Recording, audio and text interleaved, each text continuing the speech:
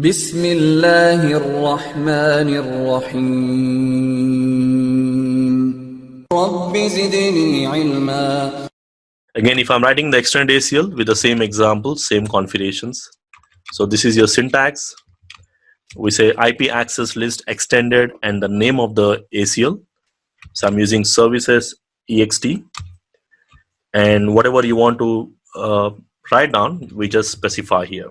So if you see the syntax here, so all the statements starting from permit or deny starts, and then the protocol, and then the source address, and then the destination address, and finally the service.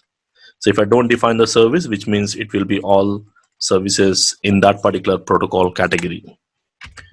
Okay, so what you can do is you can go ahead and apply these ACLs and you can verify like we did in the verification in the Named ACL syntaxes. So basically you get the same results in general. So I'm not going to show you this because just the syntax will differ, but the way we verified or implemented it remains the same. Okay, so finally we need to apply this.